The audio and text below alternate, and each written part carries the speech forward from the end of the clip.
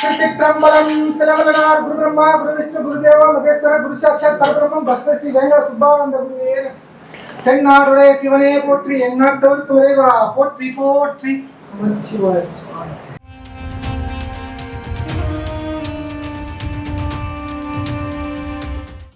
You Tamil பக்தி நேயர்களுக்கு வணக்கம். இன்னைக்கு நம்ம எங்க வந்திருக்கோம் அப்படின்னா ஓல்டு வாஷர்மன்பேட்டில் இருக்கக்கூடிய ஸ்ரீமத் வேங்கட சுப்பானந்த சுவாமிகளின் ஜீவசமாதி மடத்துக்கு தான் வந்திருக்கோம். இந்த மடத்தில் என்ன சிறப்புகள், எவ்வளவு சக்தி இருக்குங்க, மக்கள் நிறைய விஷயங்கள் சொல்கிறாங்களே, எல்லாத்தையுமே இன்னைக்கு நம்ம கேட்டு தெரிஞ்சுக்க வரோம். அது மட்டும் இல்லாமல் இந்த மடத்தில் இன்னும் என்னென்ன சிறப்புகள் இருக்குது அப்படின்னு சொல்கிறதுக்காக நம்ம கூட ஆன்மீக சொற்பொழிவாளர் மற்றும் ஜோதிடர் டாக்டர் தீபா அருளாளன் அவர்களும் இணைஞ்சிருக்காங்க. பேசலாம். வணக்கம் மேம். வணக்கம்மா. நம்ம இன்னைக்கு சென்னையில் இருக்கக்கூடிய சக்தி வாய்ந்த கோவில்களில் ஒரு கோவிலுக்கு தான் நம்ம வந்திருக்கோம் இல்லையா? ஸோ மக்களுமே நிறைய தாத்தா கோவில்னு சொல்லிட்டு ரொம்ப நம்பிக்கையோடு இங்கே வராங்க இல்லையா? ஸோ இந்த தாத்தா கோவில் பற்றி நம்முடைய நேயர்களுக்காக சொல்லிடலாம். கண்டிப்பாம்மா. சாமானியர்கள் முதல் பிரபலங்கள் வரை தேடக்கூடிய ஒரு மிக முக்கியமான கோயில் இது அப்படின்னு சொல்லலாம். எல்லாரும் பார்த்தீங்கன்னா சித்தர்களை சித்த புருஷமார்கள் அப்படின்னு தான் சொல்லுவாங்க. ஆனால் இங்கே இருக்க சித்தரை மட்டும் என்ன சொல்றாங்க அப்படின்னா ரொம்ப அன்பா ரொம்ப பாசமா தாத்தா தாத்தா தாத்தான்னு உருகுறாங்க. நம்ம தாத்தா இருந்தா கூட நம்மளுக்கு நல்லது கொஞ்சம் கம்மியா தான் செய்வாரு. ஆனா இந்த தாத்தா நம்மை நாடி வரும் பக்தர்களுக்கு, அதாவது அவரை தேடி வரக்கூடிய பக்தர்களுக்கு எதெல்லாம் சாத்தியம் இல்லையோ, எதெல்லாம் நம்மளுக்கு நடக்கும்ன்ற நம்பிக்கையே இல்லையோ, கண்ணு கெட்டின தூரம் வரைக்கும் இந்த விஷயம் எனக்கு நடக்காதுன்னு எனக்கே தெரியுமா, இருந்தாலும் எல்லாரும் சொல்றாங்களே தாத்தா கோயில்னு, அப்ப நம்ம போய் வேண்டிதான் பார்க்கலாம் அப்படின்னு வேண்டுதலோட இங்க வரக்கூடிய பக்தர்களுக்கு என்னென்னலாம் அவங்க வேண்டுறாங்களோ, எதெல்லாம் அதுல அவங்களுக்கு நல்லதோ அதை பாத்தீங்கன்னா பஞ்சம் இல்லாம தீர்த்து வைக்கிறாரு அப்படின்னு தான் சொல்லணும். யார் இந்த தாத்தா சுவாமிகள்? இப்ப நீங்க பாத்துட்டு இருக்கும் போதே ரொம்ப அழகா பாத்தீங்கன்னா கர்ப்பகிரகம் தெரியுது. அங்க பாத்தீங்கன்னா ஸ்ரீமத் வெங்கட சுவாமிகள் அப்படின்னு சொல்லுவாங்க. இவர் தெரிகிறாரு. இவர் பாத்தீங்கன்னா சச்சிதானந்த சுவாமிகளோட மரபு வழி தோன்றவர். இவரை பத்தி செவி வழி செய்திகள் தாங்க இருக்கு. ஏன்னா 129 குரு பூஜை முடிஞ்சிருச்சு. இப்ப பாத்தீங்கன்னா 130வது குரு பூஜை வரப்போகுது. இவரை பத்தி என்ன சொல்றாங்க செவி வழி செய்தி அப்படின்னா, ஆந்திர மாநிலத்தை சேர்ந்தவர், நிறைஞ்ச சிவபக்தரா இருந்திருக்காரு. அவர் வாழும் காலத்துல நிறைய சித்துக்கள் செஞ்சு மக்களுக்கு நல்லது செஞ்சிருக்காரு. பொதுவா சித்தத்தை தொலைச்சவங்க அதே மாதிரி பாத்தீங்கன்னா மக்களுக்கு நல்லது செய்யணும் அப்படின்னு ஒரே எண்ணத்துல இருக்கவங்களால மட்டும்தான் சித்தர்களா மாற முடியும். அந்த மாதிரி இந்த சித்த பீடம் ரொம்பவே விசேஷம். இந்த தாத்தா கோயில் ரொம்பவே விசேஷம். எதனால அப்படின்னா, இங்க இவர் பாத்தீங்கன்னா ஜலசமாதி அடைஞ்சிருக்காரு. இப்ப உங்களுக்கு ரொம்ப நிதர்சனமா தெரியும். இங்க அந்த கிணறு இருக்கு பாத்தீங்களா, அந்த கிணறுக்குள்ளதான் அவர் சமாதி அடைஞ்சிருக்காரு. இன்று அளவும் சூக்ஷ்ம ரூபத்துல இங்க இருந்து அவரை நாடி வரும் பக்தர்களுக்கு அருள் பாலிக்கிறார் அப்படின்றது நிதர்சனமான உண்மைமா. இவர் பாத்தீங்கன்னா அக்டோபர் மாதம் 18ஆம் தேதி 1896ஆம் ஆண்டு, அதாவது ஐப்பசி மாதம் உங்களுக்கு பாத்தீங்கன்னா புரட்டாதி நட்சத்திரத்து அன்னைக்கு ஜலசமாதி அடைஞ்சாரு அப்படின்னு ஒரு வரலாறும் இருக்கு. சரி, இவரை எப்படிமா வழிபாடு பண்றது? சித்தர்களை எப்படினாலும் வழிபாடு பண்ணலாமா? அவங்களுக்கு ரொம்ப இலகிய மனம் அப்படின்றது உண்டு, ரொம்ப கருணையான மனம் அப்படின்றது உண்டு. அம்மா நீ கஷ்டத்துல வரையா, கண்ணீர் மல்க ஒரு சொட்டு கண்ணீர் விட்டு ஆத்மார்த்தமா என்ன வேண்ட அப்படின்னா, என்னால என்னென்னலாம் முடியுமோ அத்தனையும் உனக்கு கொடுப்பேன் அப்படின்றத பாத்தீங்கன்னா சித்தர்களின் மனப்போக்கு அப்படின்னு சொல்லலாம். அந்த விதத்துல இந்த பாத்தீங்கன்னா சமாதி, ஜீவ சமாதியில பலவிதமான வழிபாடுகள் இருக்கதான் செய்து. அதுல ரொம்ப பிரசித்தி பெற்ற வழிபாடு என்ன அப்படின்னா, பக்தர்கள் எலுமிச்சம்பழம் வாங்கிட்டு வராங்க. வாங்கிட்டு தாத்தானோட பாதத்துல வைக்கிறாங்க. வச்சுட்டு அதை எடுத்துன்னு போய் வீட்டுல வைக்கிறாங்க. வீட்டுல வைக்கிறது மூலியமா செல்வ செழிப்பு நிறைஞ்சு இருக்கு. அதே மாதிரி வீட்டுக்கே ஒரு பாதுகாப்பா இருக்கு. கண் திருஷ்டி, ஓம்பல், எதிர்வினை ஆற்றல்கள் எதுவுமே அண்டாம பாதுகாக்குது அப்படின்னு ஒரு விஷயம் சொல்றாங்கம்மா. ரெண்டாவது விஷயம் என்ன, இது சொல்றது மட்டும் இல்லாம நாங்க இங்க ஏறக்குறைய ஒரு 3 மணி நேரமா இருக்கோம், கண் கூட பாக்குறோம். அதே மாதிரி நிறைய பக்தர்கள் கிட்ட கேட்கும் போது அவங்க பல அற்புதங்கள் தாத்தா நிகழ்த்தி இருக்காரு உங்க வாழ்க்கையில அப்படின்னு சொல்றாங்க. சரி, அதை பின்னாடி பார்க்கலாம். ரெண்டாவது என்ன வழிபாடு அப்படின்னா, 7 விளக்கு 7 சுற்று 7 வாரம் நம்ம பாத்தீங்கன்னா தாத்தா வணங்கிட்டு போகும்போது உன்னோட பிரச்சனைகள் என்ன, உன்னோட என்ன குமுறல்கள் என்ன, உன்னோட வேண்டுதல்கள் என்ன, உன்னோட வாஞ்சைகள் என்ன, உன்னோட ஆசைகள் என்ன, என்ன வேண்டும் உனக்கு, நீ கேட்கறத கேட்ட மாதிரியே கேட்ட க்ஷணத்திலேயே உனக்கு அருளக்கூடிய மனசு எனக்கு இருக்கு அப்படின்றதுதான் பாத்தீங்கன்னா தாத்தா கோயிலோட மகிமை. ஆக இந்த பதிவை பார்த்துட்டு இருக்கோங்க, தயவு செஞ்சு நீங்களும் வாங்க, தாத்தானோட அனுகிரகத்துக்கு பாத்திரமாவுங்க.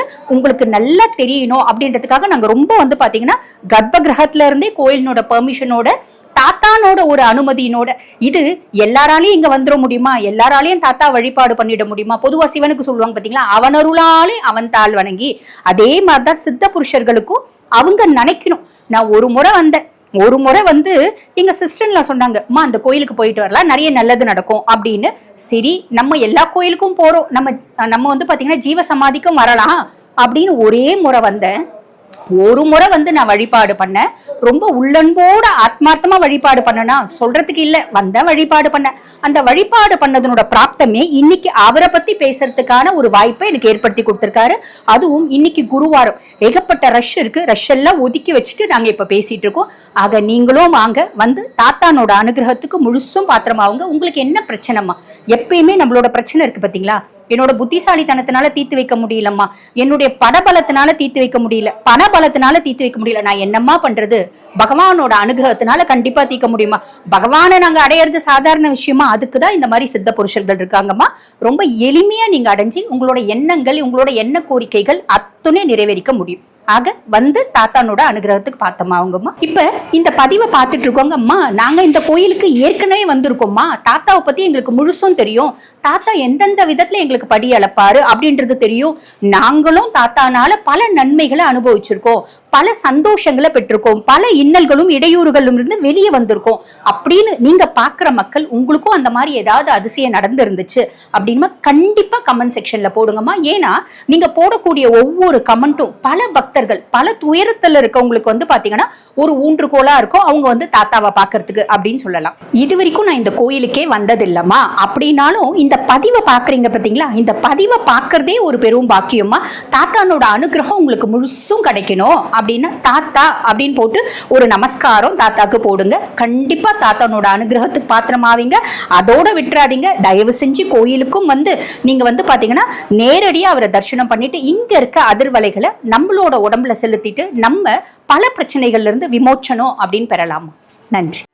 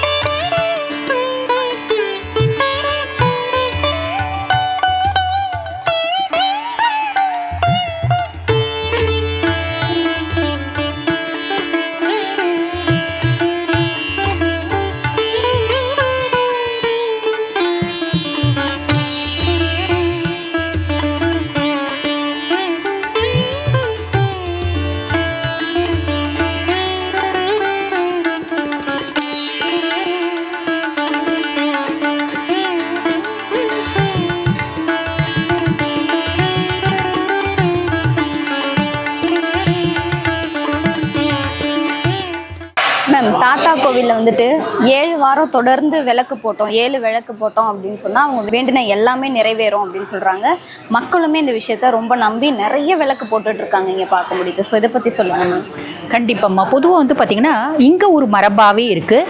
இந்த கோயிலில் வந்து அதாவது தாத்தானோட ஜீவ சமாதியில் வெங்கட சுபானந்த சுவாமிகள், வெங்கடானந்த சுவாமிகள் இப்படிலாம் பல விதமாக சொல்கிறாங்க. அதுக்கு மேலே ரொம்ப ஆசையாக தாத்தா தாத்தான்னு தான் சொல்கிறாங்க இங்கே வரக்கூடிய மக்கள் எல்லாமே. இந்த கோயிலில் வந்து 7 வாரம் 7 விளக்கு வர்றது முக்கியமாக வந்து பார்த்திங்கன்னா குருவாரத்தில் வர்றது அப்படின்னா விசேஷம், வியாழக்கிழமை வர்றது விசேஷம். முடியல எங்களால் வேலை நிமித்தமாக இருக்கும் அப்படின்னா எந்த பிரச்சனையும் இல்லை. 7 வாரம் தொடர்ந்து வந்து 7 விளக்கு ஏற்றி 7 சுற்றி வழிபாடு பண்ணுறீங்க அப்படின்னா இது நடக்காது. இது நடக்கிறதுக்கான எந்தவித சாத்தியக்கூறும் இல்லை. கண்ணு கெட்டின தூரம் வரைக்கும் இது நடக்கிறதுக்கான வழியும் இல்லை, வாய்ப்பும் இல்லை. எனக்கே ஹோப் இல்லை, எனக்கே ஸ்கோப் இல்லை. அப்படிப்பட்ட விஷயங்கள் கூட நிறைவேறதா பல பக்தர்கள் சொல்றது உண்டு. இதுவும் இல்லாம இது வந்து பாத்தீங்கன்னா நம்ம செவி வழி செய்தி மட்டும் இல்ல, இங்கேயே நம்ம நிறைய பேரை கேட்டோம் இல்லையா, எல்லாருமே அவங்களோட அனுபவங்களை பகிர்ந்தாங்க. இது என்ன 7 கணக்கு அப்படின்ற ஒரு சந்தேகம் இருக்கு இல்லைங்களா. பொதுவாவே சித்த புருஷமார்கள் வந்து பாத்தீங்கன்னா இவங்க சித்தரா எதனால ஆனாங்க அப்படின்னா, கேத்து அவங்க சுய ஜாதகத்துல ரொம்ப எக்ஸ்ட்ராடினரியா இருக்கணும், கேத்து எக்ஸ்ட்ராடினரியா இருக்கணும். அதே மாதிரி கேத்து தசையும் போதுல வந்து பாத்தீங்கன்னா சித்தத்தை தொலைப்பாங்க அப்படின்னா. இதுக்கு வந்து பாத்தீங்கன்னா பட்டினத்தாரே ஒரு உதாரணம். விட்டதட ஆசை விளாம்பழுத்து ஓட்டை போல அப்படின்னு எவ்வளோ பெரிய செல்வந்தரா இருந்து தூக்கி போட்டுட்டு வந்து பாத்தீங்கன்னா சித்தரானாரு. அவர் வந்து பாத்தீங்கன்னா ஒரு துண்டு ஒரு கோளோட போயிட்டார், சிவனை அடையணும் அப்படின்னு. அது எப்ப நடந்தது அப்படின்னா கேத்து தசையில. அப்ப எப்பயுமே சித்த புருஷமார்களை நம்ம வழிபாடு பண்றோம் அப்படின்னும் போது அந்த 7 கணக்கு வச்சு நம்ம வழிபாடு பண்றோம் அப்படின்னும் போது நம்மளோட எண்ணங்கள் நிறைவேறும் அப்படின்றது நம்பிக்கைமா. கண்டிப்பா மேம். எல்லா கோவில்கள்லயும் பார்த்தோம்னா விளக்கு போடுற இடத்துல வச்சுதான் நம்ம விளக்கு போடுவோமே இல்லையா. இந்த கோவில்ல என்ன சொல்றாங்கன்னா, இங்க வந்து தாத்தாவினுடைய சிலை வச்சிருக்காங்க, அவர் முன்னாடி உட்கார்ந்து 7 விளக்கு போட்டுட்டு வேண்டிட்டு அதுக்கப்புறமா எடுத்து கொண்டு போய் வைங்க அப்படின்னு சொல்றாங்க. இதுக்கு ஏதாவது காரணம் இருக்கா? ஒன்னும் இல்லம்மா, நம்ம மனசு லைக்கும் இல்லையா, நம்ம பரபரப்பா ஓடிட்டு இருந்தோம் அப்படின்னா மனசு லைக்காது. இங்க வந்து தாத்தானோட உருவ சிலை இங்க ஒண்ணு வச்சிருக்காங்க. ஜலசமாதி அடைஞ்ச இடத்துல உருவ சிலை இருக்கு, இங்கேயும் ஒரு உருவ சிலை வச்சிருக்காங்க. அவர் முன்னாடி உட்கார்ந்து ஆத்மார்த்தமா என்னோட எண்ணங்கள் என்ன, என்னோட கோரிக்கைகள் என்ன, என்னோட ஆசைகள் என்ன எல்லாத்தையும் கேட்டு ரொம்ப அமைதியா வேண்டிட்டு போய் நான் விளக்கு போடுறேன் அப்படின்ற தாத்பரியம் தான், வேற ஒண்ணும். கண்டிப்பா இப்ப நம்மளுடைய விளக்கையே எடுத்துட்டு போய் அங்க வச்சிடலாமா? கண்டிப்பாமா, நம்மளோட விளக்கும் எடுத்துக்கலாம். அதே மாதிரி இந்த 3 எலுமிச்சம்பழம் ஒரு விற்கிற ஒரு தாத்பரியமும் இருக்கு. அது என்ன அப்படின்னா, 3 எலுமிச்சம்பழத்தை கொண்டு போயிட்டு தாத்தானோட காலடியில வச்சுட்டு, ஒண்ணு வந்து பாத்தீங்கன்னா உங்க கோயிலுக்கு எடுத்துக்கிறாங்க, இன்னொன்னு நம்ம ஜூஸ் போட்டு குடிச்சிடணும், இன்னொன்னு நம்ம வீட்டு பூஜை அறையில வைக்கணும், இல்லைன்னா வந்து பாத்தீங்கன்னா நம்ம பீரோல வைக்கணும். காசு பணம் நிறைய சேரும், நம்மளுக்கு நெகட்டிவ் எனர்ஜி இருக்காது, நேர்மறை ஆற்றல்கள் ஜாஸ்தி இருக்கும், எதிர்மறை ஆற்றல்கள் இருக்காது அப்படின்ற ஒரு விஷயமா. ஆக நம்மளும் அந்த விஷயத்தை செஞ்சுட்டோம் செய்யலாம்.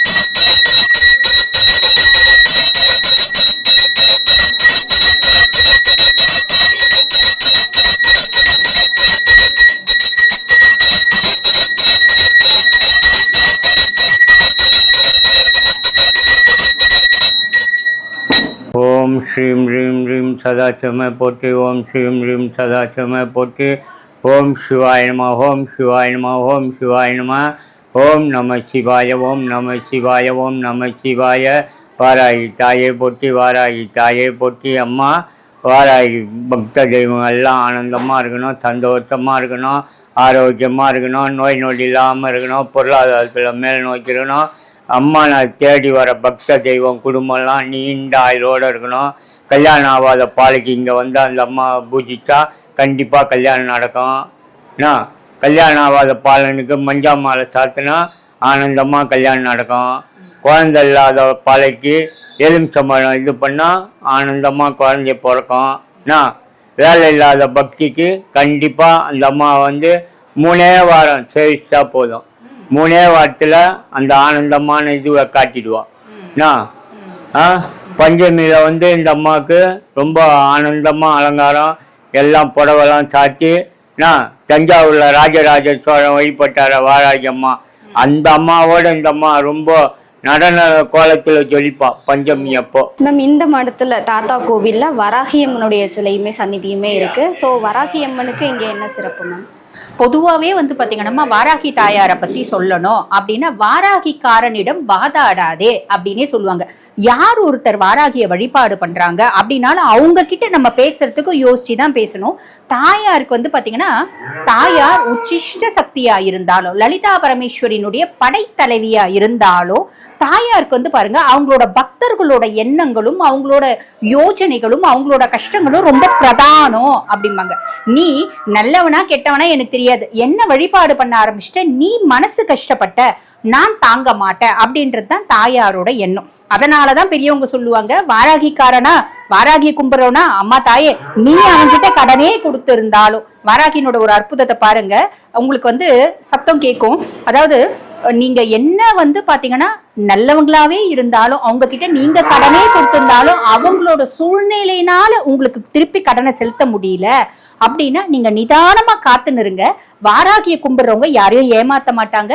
அதே மாதிரி பாத்தீங்கன்னா அவங்களுக்கு மத்தவங்களை கெடுக்கணும் அப்படின்ற எண்ணமும் இருக்காது. ஆக கடனை கொடுத்துட்டீங்களா அவங்க உங்ககிட்ட கடனே வாங்கினாலும் போய் வந்து பாத்தீங்கன்னா கழுத்தை நெரிக்காதீங்க அப்படின்றது ஒரு விஷயம் இருக்குமா.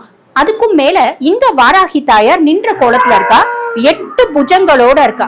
தன்னை நாடி வரும் பக்தர்களுக்கு உட்கார்ந்து எழுந்து போறது கூட எனக்கு நேரம் இல்லாம நான் கூப்பிட்ட உடனே கூப்பிட்ட மாத்திரத்துல கூப்பிட்ட க்ஷணத்துல ஓடோடி போய் அவங்களுக்கு உதவி பண்ணணும் அப்படின்ற கோலத்தோட அவ காட்சி கொடுக்குறா.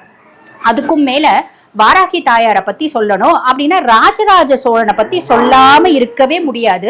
ஏன்னா நம்ம வந்து என்ன நினைப்போம், மூல முதற் கடவுள் யாரு அப்படின்னா கணபதியை தான் நம்ம வழிபாடு பண்ணுவோம். ஈசனே சொன்னது எப்பயுமே கணபதியை வழிபாடு பண்ணிட்டு தான் நம்ம எந்த பூஜையினாலும் செய்யணும், அப்பதான் அது பலன் கொடுக்கும் அப்படின்னு. ஆனா ராஜராஜ சோழன் அதுக்கு விதிவிலக்கு.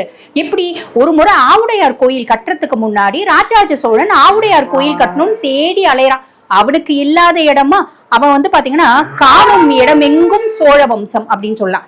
எங்க கண்ணு கெட்டின தூரம் வரைக்கும் சோழ சாம்ராஜ்யம். அப்படி சோழ சாம்ராஜ்யம் இருந்தாலும் அவன் மனசு லைக்கில ஆவுடையார் பெரிய கோயில் கட்டுறதுக்கு இடம் எதுவுமே சரிப்பட்டு வரலன்னு ஒவ்வொரு இடமா தேடுறாரு. அப்ப ஒரு முறை இப்ப நம்மளுக்கு எல்லாம் வந்து பாத்தீங்கன்னா நேரம் போர் அடிக்குது அப்படின்னா நம்ம என்ன பண்ணுவோம், சினிமாக்கு போவோம், பீச்சுக்கு போவோம், பார்க்குக்கு போவோம். அந்த மாதிரி மன்னர்களுக்கு நேரத்தை செலவிடணும், போர் அடிக்குது அப்படின்னா அவங்க வேட்டைக்கு போவாங்க. இந்த வேட்டையாடுறது ஒரு கலை அப்படின்னு சொல்லலாம். அந்த மாதிரி அவர் வேட்டையாடும் போது ஒரு காட்டுப்பன்றி வந்து பாத்தீங்கன்னா வழிமறிச்சு அது வந்து பாத்தீங்கன்னா நிக்குது, ஏதோ சொல்ல வருது. அப்ப ராஜராஜ சோழன் என்ன நினைக்கிறான், காட்டுப்பன்றி வந்துச்சு, நம்ம வேட்டையாடுறதுக்கு ஒரு பெரிய பன்றி வந்துச்சு அப்படின்னு அதை துரத்திட்டு போக அப்பேற்பட்ட ராஜனா இருந்தாலும் அப்பேற்பட்ட பராக்கிரமசாலியா இருந்தாலும் அந்த பன்றியை எதிர்கொள்ள அவரால் முடியல. அப்ப ஒரு காலகட்டத்துல என்ன ஆகுறாரு, ரொம்ப நேரம் அந்த பன்றியை துரத்துறாரு, முடியல என்னால அப்படின்னு சொல்லிட்டு அவர் இறங்கி உட்கார்றாரு அவர் ஒரு தேர்ல இருந்து. அப்ப அந்த காற்று பன்றி எங்கேயோ ஓடி போனது திரும்பி வந்து முன்னாடி நிக்குது. உனக்கு இவ்வளவுதான் வந்து பாத்தீங்கன்னா பராக்கிரமாமா, இவ்வளவுதான் உன்னோட சக்தியா, உன்னால ஒரு பன்றியை கூட வேட்டையாட முடியாதா அப்படின்னு அவர் அந்த பன்றி வந்து அவரை எள்ளி நகைக்கிற மாதிரி அவருக்கு தோணுச்சா. உடனே திருப்பி வந்து தேர்ல ஏறுறார், திருப்பி அந்த பன்றியை துரத்தின்னு ஓடுறார். ஓட ஓட ஓட ஒரு இடத்துல போயிட்டு அந்த காட்டு பன்றி என்ன பண்ணுது, நிலத்தை நோண்டி அதனோட முகத்தினால அதனோட வாயினால அடிச்சு ஒன்று சொல்லுது. அப்ப ராஜராஜ சோழனுக்கு புரியுது, ஏதோ இந்த பன்றி நம்ம கிட்ட சொல்ல வருது அப்படின்னு சொல்லிட்டு. இப்ப ஜோதிடர்கள் இருக்காங்க பாத்தீங்களா, அந்த மாதிரி அதாவது சோழன் காலத்துல அவரோட அரசவையில ஜோதிடர் இருக்காரு. அவர்கிட்ட போய் கேட்கிறார், பிரதான ஜோதிடர்கிட்ட கேட்கிறார், இந்த காற்று பன்றி என்கிட்ட என்ன சொல்ல வந்துச்சு அப்படின்னு. அப்ப அவரோட ஜோதிட சாஸ்திர ஞானத்தின்படியா என்ன சொல்றாரு அப்படின்னா, நீங்க ஆவுடையார் கோயிலுக்கு இடமா தேடிட்டு இருந்தீங்க இல்லையா, அந்த இடம் எந்த இடம் தான் அப்படின்னு அந்த காட்டுப்பன்றி சொல்லி இருக்கு.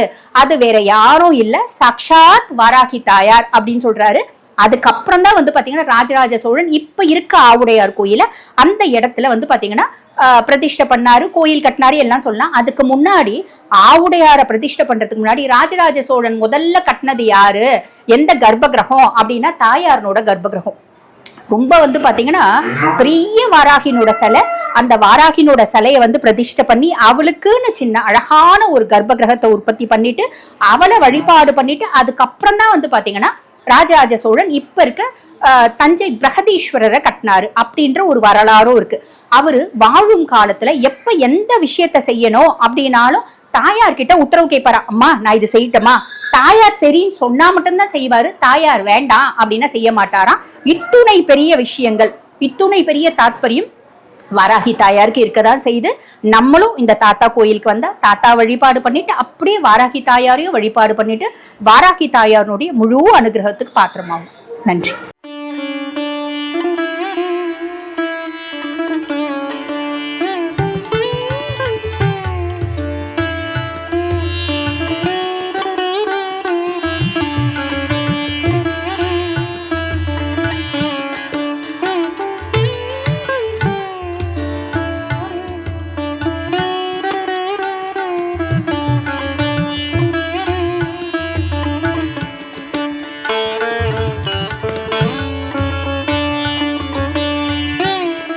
ஸோ இவ்வளோ நேரம் தாத்தா கோவிலினுடைய சிறப்புகள் என்ன அப்படின்றத தீபா அருளாளன் மேம் நமக்கு ரொம்பவே தெளிவாக எக்ஸ்பிளைன் பண்ணாங்க. அடுத்ததாக இங்கே வரக்கூடிய மக்களும் நிறைய விஷயங்கள் சொல்கிறாங்க. அவங்களுக்கு என்னென்ன வேண்டுதல்கள் நடந்துச்சு, அவங்க கேட்டதெல்லாம் கிடைச்சிது.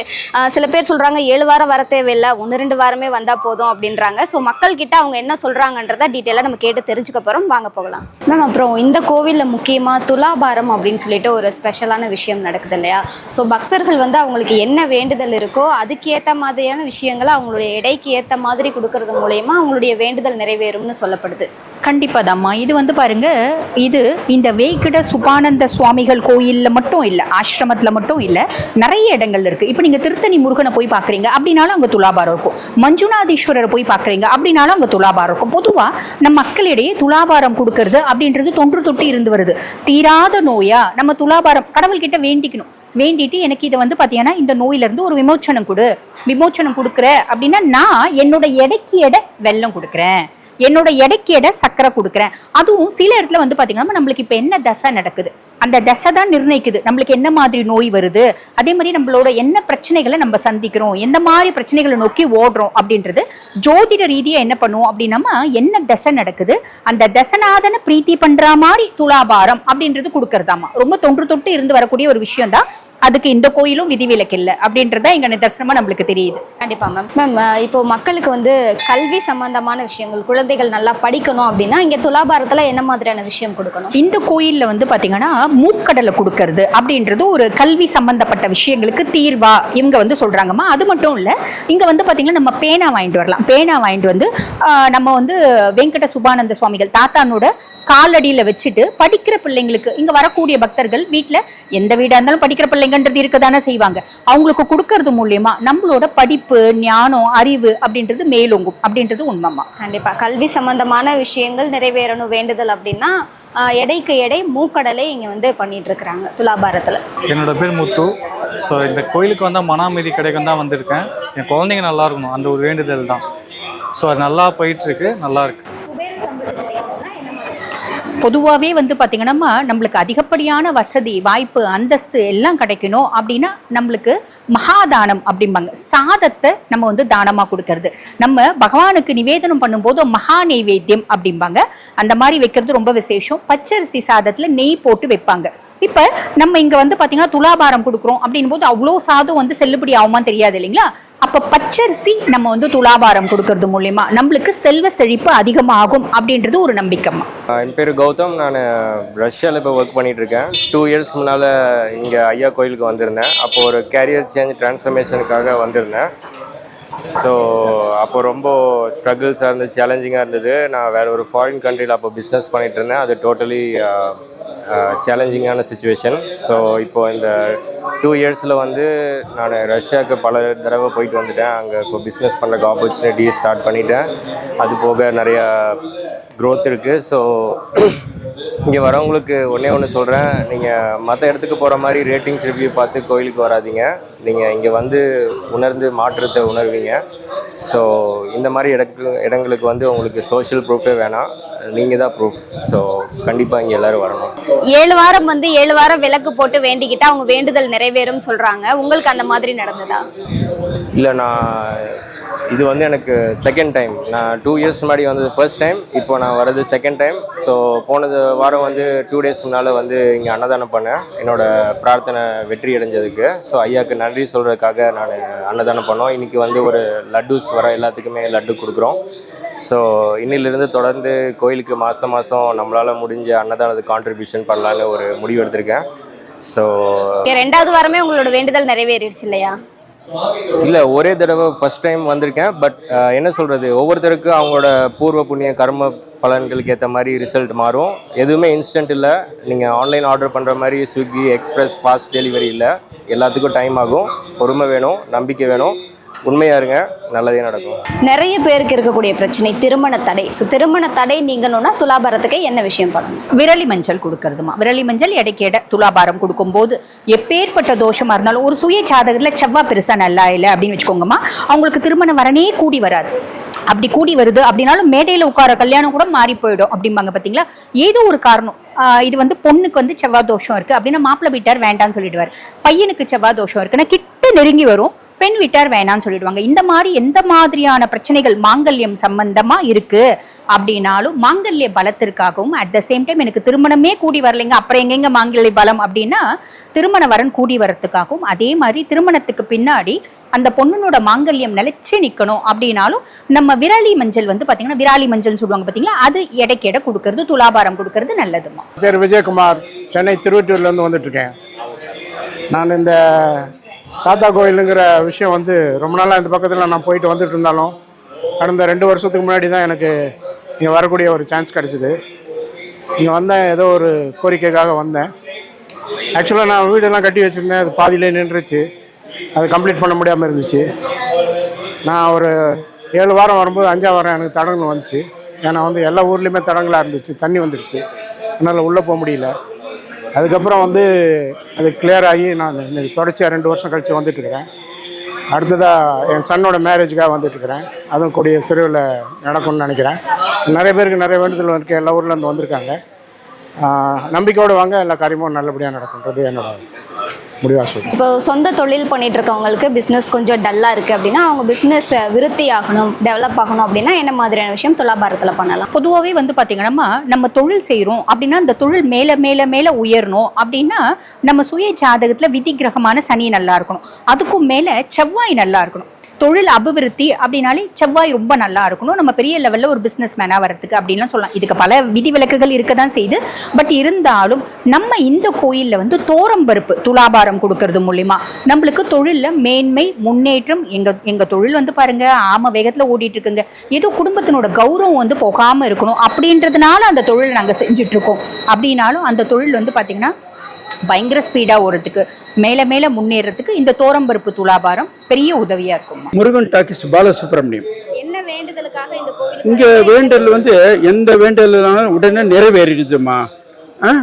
பல பிரச்சனை, சினிமாவை பற்றி பிரச்சனை, படத்தை தயாரிப்பு விஷயம், ஏன்னா ஒரு படத்தை பற்றி இது பண்ணுறதா இருந்தால் இங்கே வந்து வேண்டனா உடனே நடந்துடுது. படத்தில் எந்த படமாலும் ஒரு படம் எடுக்கிறோம், டிஸ்ட்ரிபியூஷன் பண்ணுற, வினோகிதர் பண்ணுற எல்லா சினிமா இதெல்லாம் சம்மந்தப்பட்டது. சினிமா அதே மாதிரி யாரும் பெரிய விஐபியை பார்க்கணும்னா இங்கே பார்த்துட்டு போனால் மறுநாள் சிஎம் கூட பார்த்துட முடியுது. அவ்வளோ சக்தி இந்த கோயிலுக்கு இருக்குது.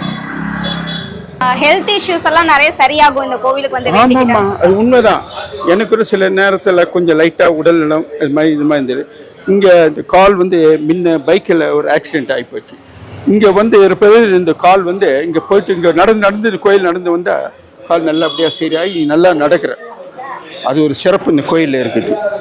வேற என்ன ஸ்பெஷல்? பல சிறப்புன்னா இந்த கோயிலில் வந்து அதுக்கு முன்னே இந்த கோயிலே தெரியாமல் இருந்துரு. அப்புறம் வந்து ஒரு நண்பர் வந்து சினிமா நண்பராக எனக்கு சொன்னார். சொன்ன பிறகு தான் சரி, அங்கே வீடு இங்கே தான் பக்கத்தில். சொன்ன பிறகு தான் நான் இந்த கோயிலுக்கு நான் வந்ததுலேருந்து எல்லாமே வெற்றி அடையுது. தோல்வி என்பதே கிடையாது. வெற்றிக்கு மறுபடி வந்து தாத்தா கோயில், வெற்றிக்கு மறுபடி தாத்தா கோயில், வெற்றிக்கு மறுபடி தாத்தா கோயில். ஆனால் இங்கே வந்து பல சிறப்புகள்.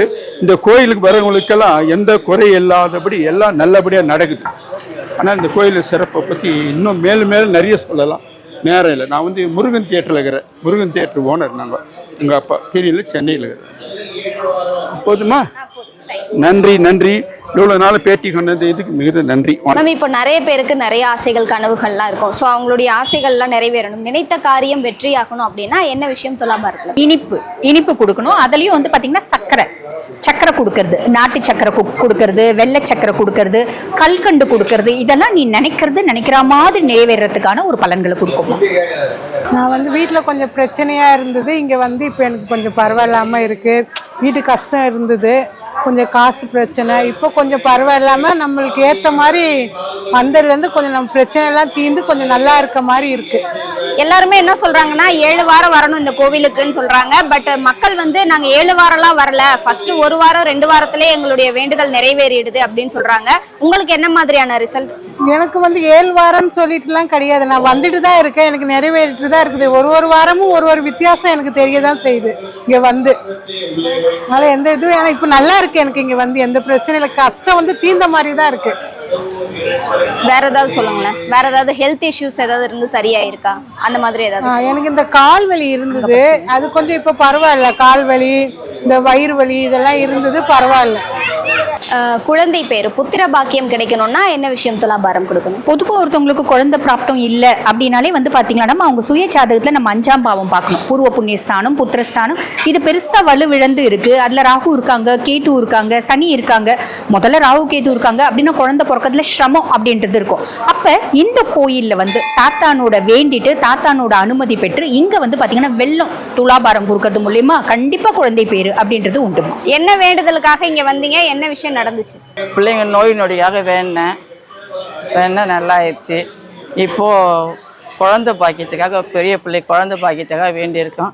ஐயா நல்ல வழி காமிக்கணும், அதை நம்பி வந்திருக்கோம். கிடைக்கணும்னு நம்பி தான் வந்திருக்கோம். ஒவ்வொன்றா நல்லதே நடந்துகிட்டே வருது. எவ்வளவு நாளா இந்த கோவிலுக்கு வரீங்க? 2 வருஷமா வரமா. 2 வருஷமா நீங்க வேண்டின எல்லாமே நிறைவேறும்? ஆமாம், என் பிள்ளைங்களுக்கு வீடு பாக்கியம் கொடுத்தாங்க, நல்ல வேலை கொடுத்தாங்க, எல்லாமே நல்லபடியாக கொடுத்தாரு ஐயா. சித்தசாமி நல்லதே கொடுத்தாரு. மூத்த பிள்ளைக்காக குழந்தைக்காக வேண்டிக்கிட்டு வந்துருக்கும். எப்படி இந்த கோவிலுக்கு ஃபர்ஸ்ட் நீங்க வந்தீங்க? ஒருத்தர் சொன்னாங்க, இந்த அண்ணன் பொண்ணு சொல்லி, அதுக்கப்புறம் வந்தோம். நாங்கள் சந்தோஷமாக, மனசு நிம்மதியாக இருக்குது, திருப்தியோடு நாங்கள் வந்து சாமி கும்பிட்டு தரிசனம் பண்ணிட்டு போகிறோம். எல்லாம் நல்லதே தான் நடக்குது.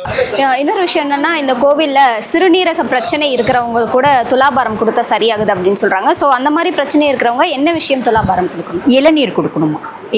இளநீர் கொடுக்கறது மூலியமா சிறுநீரக பிரச்சனைகள்ல இருந்து ஒரு விமோச்சனம் வருது அப்படின்னு சொல்றாங்க. ஆனா உண்மை என்னன்னா, ஒரு மருத்துவரா சொல்லும் போது நீங்க உங்களோட வைத்திய முறைகளை பண்ணுங்க. கூடவே வந்து பாத்தீங்கன்னா பகவானோட அனுகிரகம், சித்த புருஷமார்களோட அனுகிரகம் பெறறதுக்காக இந்த மாதிரி துலாபாரம் சேர்த்து கொடுக்கணுமா. 4 விதத்துலயும் நம்ம ட்ரை பண்ணோம். அதுல ஒரு விதம் வந்து பாத்தீங்கன்னா இந்த மாதிரி வழிபாடு. என் பேர் ரமேஷ், நான் வந்து வடிப்பாக்கத்துலேருந்து வரேன். ஒரு 5 வாரமாக வந்துட்டு இருக்கேன். என்னுடைய உடல்நிலை சரியாகணும், நல்ல வேலை கிடைக்கணுங்கிறதுக்காக பிரார்த்தனை பண்ணி வந்துட்டு இருக்கேன். இல்லை, இப்போ தான் வந்துட்டு இருக்கேன், நடந்துட்டு இருக்கேன். உடம்பு நல்லா இருக்கு, உடம்பு நல்லா இருக்கு, ஆமாம் தெரியுது. அதே மாதிரி நிறைய நோய்களால பாதிக்கப்பட்டிருப்பாங்க மக்கள். இதுதான் நம்ம குறிப்பிட்டு சொல்ல முடியாது. ஸோ உடல் சம்பந்தமான எந்த பிரச்சனை இருந்தாலும் இந்த விஷயத்த துலாபாரம் கொடுக்கலாம் அப்படின்னா என்ன பொருள்? அது வாழைப்பழம் முக்கணிகளையும் கொடுக்கலாம். அதுல பிரதானமா கதலி பலத்துக்கு அப்படின்னு ஒரு தனி பெருமை இருக்குமா. காரணம் என்ன? எது வாழைப்பழமா ஆச்சு? வாழைப்பழம் பூமியில இருந்து தோன்றியதா கிடையாது. தூர்வாச முனிவரனோட சாபத்தினால அவங்க மனைவி வந்து சாம்பலாயிடுறாங்க. மனைவி கதலி தாயார், கதலினோட அப்பா வந்து கதறி அழறார். ஐயோ என் பொண்ணு செத்துட்டாலே, நான் என்ன பண்ணுவேன் அப்படின்னு அழும்போது தூர்வாச முனிவர் அந்த சாம்பலை வந்து பாத்தீங்கன்னா வாழை மரமா மாற்றுவார். அதனால அந்த வாழைப்பழத்துக்கு அப்படின்னு அதீத விசேஷம். அந்த வாழைப்பழம் தெய்வத்துக்கு படைக்க உகந்த கனி அப்படின்னு சொல்லுவாங்க. ஆக வாழைப்பழத்தை துலாபாரம் கொடுக்கறது ரொம்ப நல்லது.